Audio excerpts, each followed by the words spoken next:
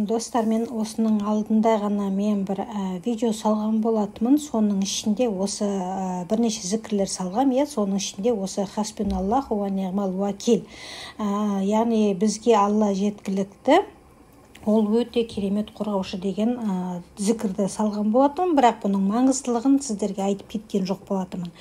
Егер де сіздің басыңызда қандай да бір қиындық болып жатырса, аяқ астынан бір қауіпті жағдайға тап болып тұрсаңыз, осыны бірнеше рет айтатын болсаңыз, Алла сізді өзінің қорғауына алады. Бұл өте керемет зікірдің бірі. Және де мен сіздерге бұның маңыздылығын айтып кеткім келіп отыр. Ибрахим пайғамбарымыз отқа лақтырылғанда соңғы айтқан сөзі хасбуналлаху ва ниъмал уакил болатын. Алла маған жеткілікті, ол ең жақсы қамқоршы деп. Құдайдың пайғамбарлары мен елшілерінің өмірі біз үшін белгілі бір жағдайда қалай әрекет ету керектігі туралы ең маңызды нұсқау болып табылады. Кейде адам өмір бойы мән-жайлардың ауыр жүгін сезінеді. Бұл әлеуметтік желілердегі үмітсіз хаттар мен үндемеулерден көрінеді. Шешілмейтін көрінетіндей мәселеге тап болғанда, мысалы, кейбір адамдар өздерінен отқа оранғандай сезініп жатады. Ата-анасымен қарым-қатынасы дұрыс болмай жатады, балалары тыңдамай жатады, жұмыста қиындықтар туындайды. Бұл моральдық азапты тудырады.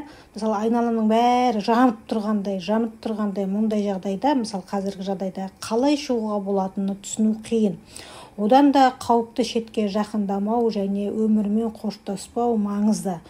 Мүмін үшін бұл мүлдем қабылданбайды. Табиғи отқа тасталған, бірақ мұндай қиын жағдайда да үмітін үзбей, керісінше жаратушысына арқа сүйген Ибрахим пайғамбарымыз оқиғасында айтылған бұл сөз болатын, яғни осыдан Алла қорғауына алған болатын. Ендеше достар, бұл хасбуналлаху ва ниъмал уакилдің қасиеті өте керемет. Осыны қандай да басыңызда қиындық туған жағдайда, өзіңізде бір қорқыныш үрей болған жағдайда, уайымдап тұрған болсаңыз, осыны бірнеше рет айтатын болсаңыз, басыңызға төніп тұрған қауіптен Алла өзі бірден қорғап қояды. Өйткені қорғаушы Алла. Аллаға шын ниетіңізбен сеніп осыны бірнеше рет зікір қылып айтып отыратын болсаңыз, дұғаңыз қабыл болады.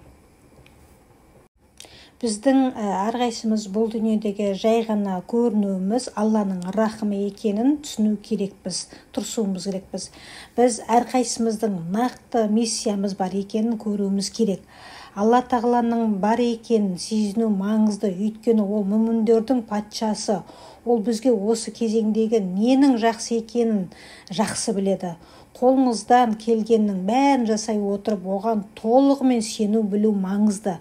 Құран кәрімде 2 рет қайталанады. Расында қиындықпен бірге жеңілдік бар. Қиындықпен бірге жеңілдік бар екенін ұмытпауыңыз керексіз. Кез келген қиын жағдайда өзімен бірге жеңілдік әкелетінін оны түсінуіміз керекпіз.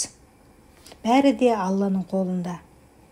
Достар, егер видео ұнаса, лайк басып, комментарий қалдырыңыздар, және де колокольчикті басып қойыңыздар, алдағы уақытта видеоларды жіберіп алмас үшін. Жақсы, аман сау болыңыздар.